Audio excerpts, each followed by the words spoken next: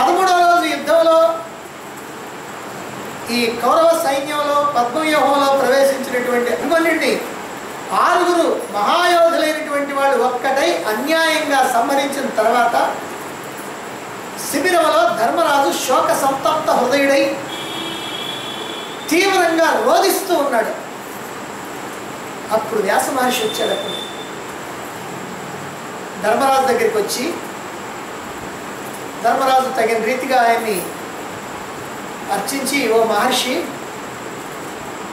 శత్రువులు అధర్మంగా ఈ అభిమన్యుడిని ఒక్కడిని చేసి 6 మహాయోధులైనటువంటి వాళ్ళు అతన్ని సంహరించారు.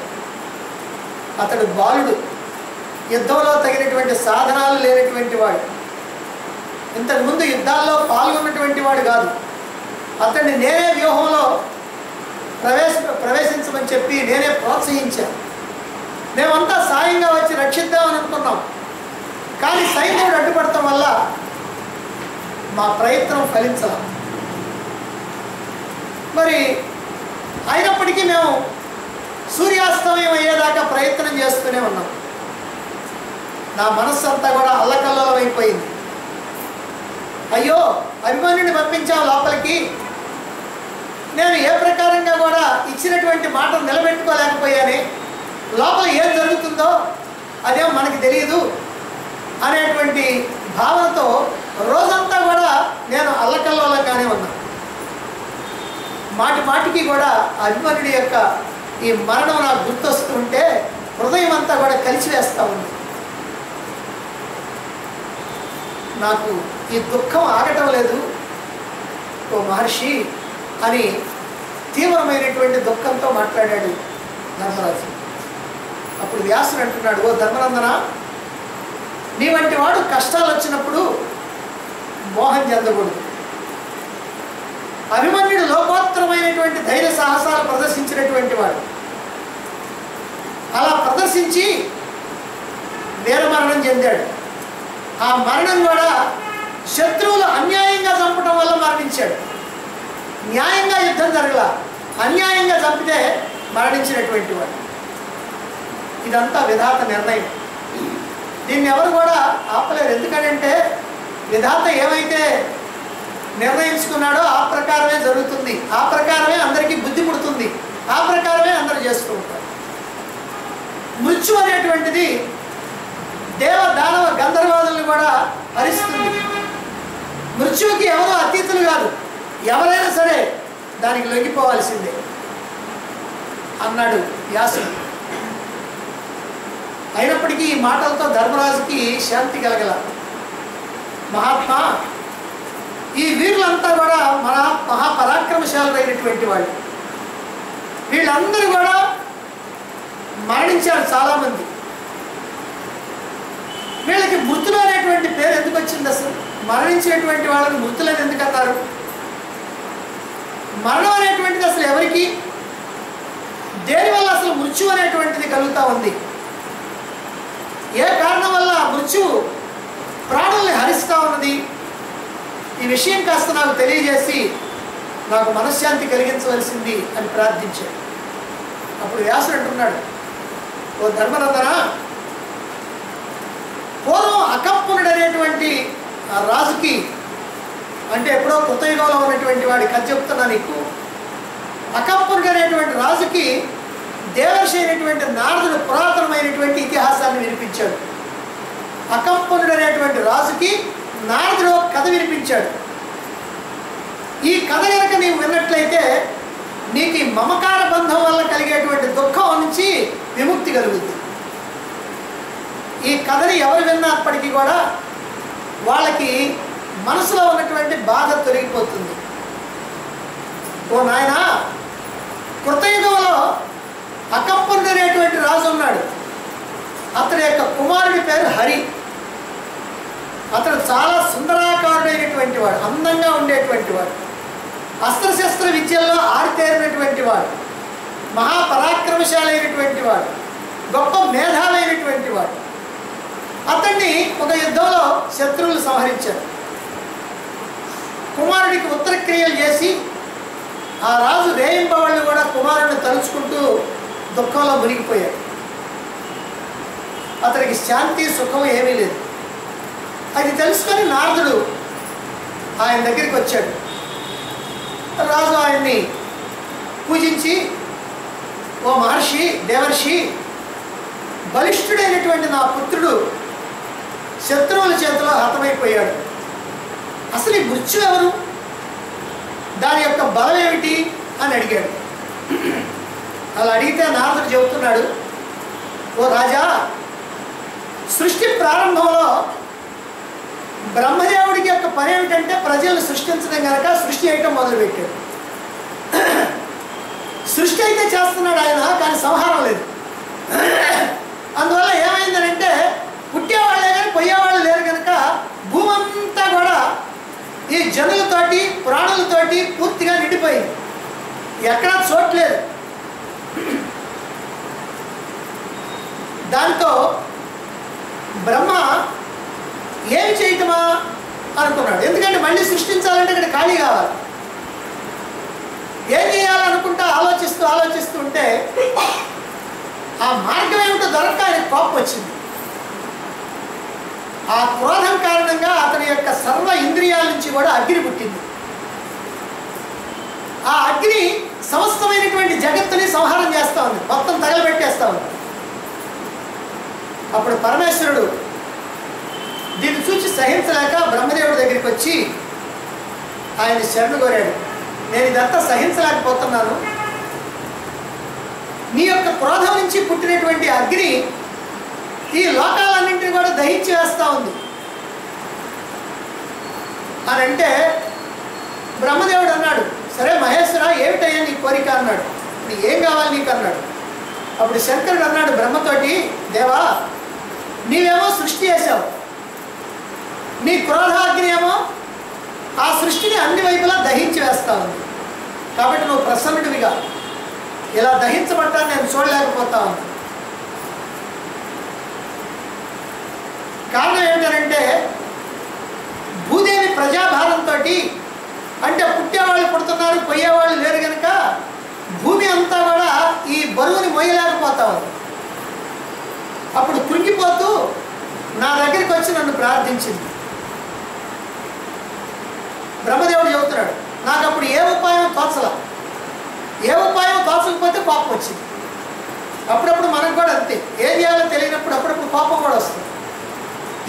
ఆ కోపంతో ఈ అగ్ని పుట్టింది. ఆ అగ్ని ఏమో ఇట్లా సంహారం చేస్తూ ఉంది అన్నాడు.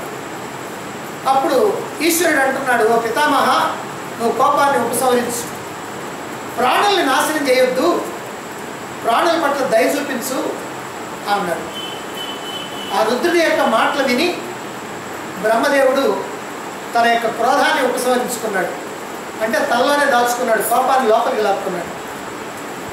అప్పుడు లోకానికి ప్రవృత్తి ధర్మాన్ని, నివృత్తి ధర్మాన్ని, రెండు ధర్మాలని ఉపదేశం చేశాడు. ప్రవృత్తి ధర్మం అంటే కర్మకాండ, నివృత్తి ధర్మం అంటే జ్ఞానకాండ. అంటే ఎప్పుడు కూడా కర్మల్లో మునిగిపోయే వాళ్ళకి కర్మల్లో మునిగిపోతారు, తరించిపోవాలనుకున్నటువంటి వాళ్ళు జ్ఞాన మార్గంలోకి వస్తారు. అందుకని వాళ్ళకి జ్ఞానకాండ, ఈ రెండింటినీ కూడా ఉపదేశించాడు. అగ్నిని ఉపసంహరించుకున్నాడు కదా బ్రహ్మదేవుడు. అప్పుడేమో అతడి సర్వేంద్రియాల నుంచి ఒక స్త్రీ పుట్టింది. అంటే కోపం వచ్చినప్పుడేమో అప్పుడు సర్వేంద్రియాల నుంచి అగ్ని పుట్టింది. కోపాన్ని ఉపసంహరించుకున్నప్పుడు, శాంతంగా ఉన్నప్పుడు అప్పుడు సర్వేంద్రియాల నుంచి ఒక స్త్రీ పుట్టింది. అప్పుడు అగ్ని పుట్టింది, ఇప్పుడు స్త్రీ పుట్టింది. బ్రహ్మ ఆమెని పిలుస్తున్నాడు, ఓ మృత్యుదేవత అన్నాడు. అంటే ఆమెకు అప్పుడు పేరు పెట్టాడు మృత్యుదేవత అని. నీవు ఈ సమస్త లోకాలని సంహరించు. ఇప్పుడు అగ్ని ఆయన ఉపసంహరించుకున్నాడు కనుక ఈ లోకాలన్నింటినీ నువ్వు సంహరించు అన్నాడు. సరే, ఆ మృత్యుదేవత ఏడుస్తూ బ్రహ్మదేవుడితో అన్నది, దేవా, నీవు నన్ను సృజించావు, నీ చేత సృజించబడినటువంటి స్త్రీ ఈ లోకాన్ని సంహరించడం ఏమైనా న్యాయమా? ఇటువంటి క్రూర కర్మని నేను ఎట్లా చేయగలుగుతాను? ఎందుకంటే నువ్వేమో లోకాన్ని సృష్టించేవాడి కడుపును పుట్టిన నేను సంహారం ఎట్లా చేస్తాను? ఆహా, నాకు ఇష్టం లేదు. పుత్రుల్ని, భార్యల్ని, భర్తల్ని, తల్లిదండ్రుల్ని, సోదరి సోదరుల్ని, మిత్రుల్ని, ఇలా అందరినీ చంపుకుంటూ పోతే వాళ్ళందరూ కూడా నాకు కీడు కలగాలని శపిస్తారు. నా మీద కోపం వస్తుంది వాళ్ళకి. కాబట్టి ఏడ్చే వారి యొక్క కంటి నుండి పడేటువంటి కన్నీటి బిందువులకి నేను భయపడుతూ ఉన్నాను. ప్రాణధారులైనటువంటి వాళ్ళు అంటే ప్రాణంతో ఉన్నటువంటి వాళ్ళకి ఇష్టమైనటువంటి ప్రాణాలే, అన్నిటికంటే ఇష్టమైనవి ప్రాణం. వాళ్ళు ఏడుస్తూ ఉంటే వాళ్ళు ప్రాణాలు తీయటానికి నేను మాత్రం అశక్తురాలిని, ఆ అధర్మాన్ని నుంచి నన్ను రక్షించు అన్నది మృత్యుదేవత. అప్పుడు బ్రహ్మ, ఓ మృత్యుదేవత, నిన్ను నేను సృష్టించింది ఎందుకంటే ప్రజా సంహారం కోసమే సృష్టించాను. కానీ నువ్వేమో ఆ పని చేయనంటున్నావు. కానీ నువ్వు ప్రజా సంహారం చేసినా సరే నీకు మాత్రం లోక నింద అంటూ ఏమీ ఉండదు అన్నాడు. అంటే చేయమనే చెప్తున్నాడు. కానీ ఆ మృత్యుదేవత మాత్రం సంహారం చేయాలని అనుకోవటంలా ఆమె అక్కడి నుంచి బ్రహ్మదేవుడి కాస్త మౌనంగా ఉండేప్పటికి అక్కడి నుంచి వెళ్ళిపోయింది. ఎందుకంటే ఈమె ఎంతసేపు చెప్పినా ఆయన మాత్రం సంహారం చేయాల్సిందే అంటున్నాడు. అక్కడి నుంచి వెళ్ళిపోయి దేవకాశ్రమానికి వెళ్ళి అక్కడ దీర్ఘకాలం తపస్సు చేసింది. ఆ తర్వాత నందా నదికి వెళ్ళి ఆ నందా నది నీటిలో ఆ జలంలో నిలబడి తపస్సు చేసింది. ఆ తర్వాత కౌశికీ నదికి వెళ్ళి ఆ జలంలో కాలి బొట్టన వేల మీద నిలబడి తపస్సు చేసింది. ఆ తర్వాత గంగా నదీ జలాల్లో నిలబడి వాయుభక్షణ చేస్తూ అక్కడ తీవ్రమైనటువంటి తపస్సు చేసింది. తర్వాత హిమాలయాల్లోకి వెళ్ళి అక్కడ తపస్సు చేసింది. ఆ తర్వాత పుష్కర తీర్థాల్లో, గోకర్ణంలో, నైమిషారణ్యంలో, మలయ పర్వతం మీద, ఇలా అన్నింటి చోట తపస్సే తపస్సు, తపస్సే తపస్సు, ఘోరమైనటువంటి తపస్సు అలా చేస్తూనే ఉంది. అప్పుడు బ్రహ్మదేవుడు మళ్ళీ ప్రత్యక్షమయ్యాడు. ఎందుకు నువ్వు ఈ తపస్సు చేస్తున్నావు అని అడిగాడు. అప్పుడు మృత్యుదేవత అంటున్నది, దేవా, ఆరోగ్యంగా ఉండి దుఃఖిస్తూ బాధపడుతూ ఉన్నటువంటి ప్రజల్ని నేను మాత్రం చంపలేను, అందుకే ఈ తపస్సులు అన్నది మృత్యుదేవత. అప్పుడు బ్రహ్మ అన్నాడు, ఓ మృత్యుదేవి, ప్రజల్ని సంహరించడం నీకు అధర్మం కాదు.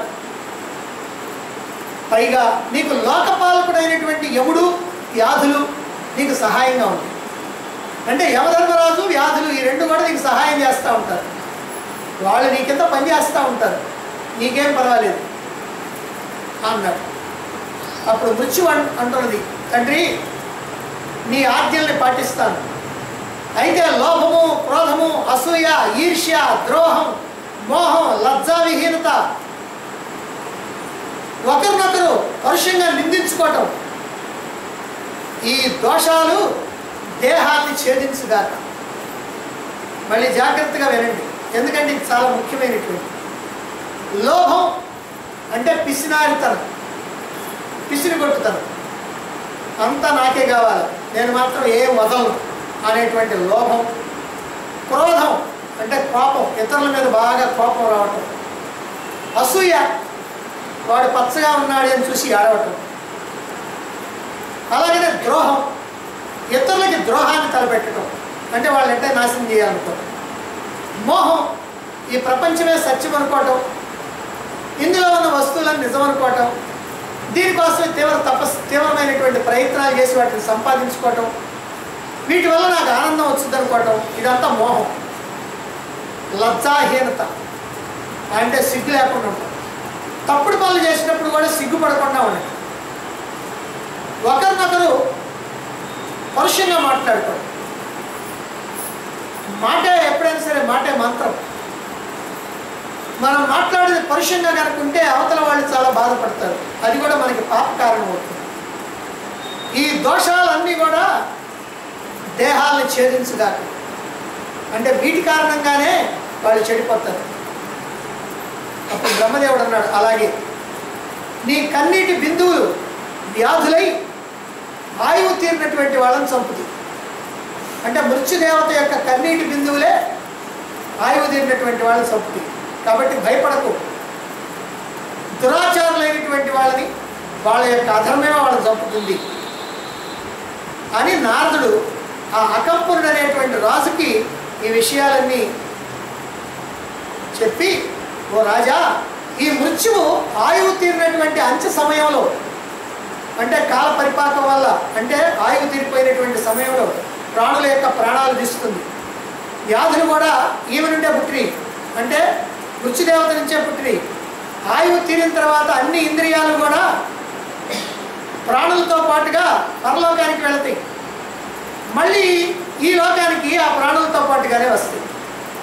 ఇదే బ్రహ్మసూత్రాల్లో 3వ అధ్యాయంలో మనం తెలుసుకున్నాం. మొట్టమొదటి పాదం, ప్రాణులు పోయేటప్పుడు ఊరికినే పోరు, ఇదిగో ఇవన్నీ తీసుకొని పోతారు, సూక్ష్మభూతాలను తీసుకొని పోతారు అని అక్కడ చెప్పుకున్నాం.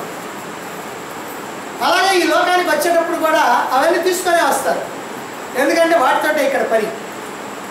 ఇలా ప్రాణులు దేవలోకానికి వెళ్ళి అక్కడ దేవరూపంలో ఉంటారు.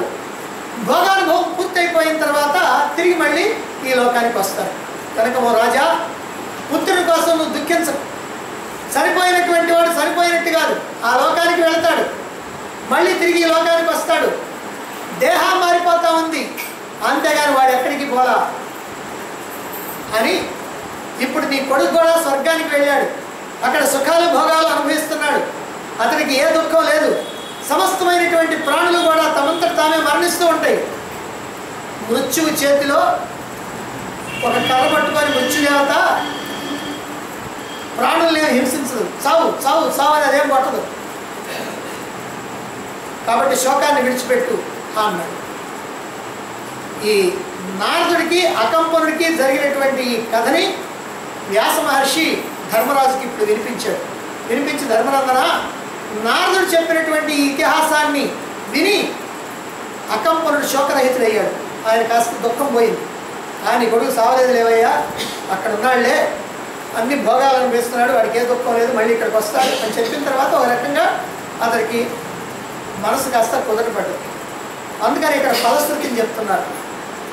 దాదాపుగా మహాభారతంలో ఫలశ్రుతి ఎక్కడో 1-2 చోట్లే ఉంటుంది.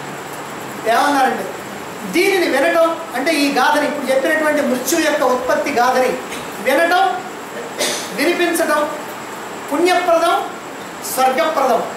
అంటే పుణ్యం వస్తుంది, స్వర్గానికి వెళతారు, ధనప్రాప్తికరం, ధనం వస్తుంది, ఆయువు వృద్ధికరం, ఆయువు వృద్ధి అవుతుంది అని ఈ ప్రకారంగా ఈ కథని విన్నందువల్ల కలిగేటువంటి ఫలశ్రుతిని కూడా చెప్పారు. ఇప్పుడు ఆ తర్వాత మళ్ళీ వ్యాసుడికి ధర్మరాజుకి మధ్యలో జరిగినటువంటి సంభాషణ ఏమిటి? ఈ సంభాషణే మనం చెప్పుకున్నాం, 16 మంది షోడశ రాజుల చరిత్ర వస్తుంది.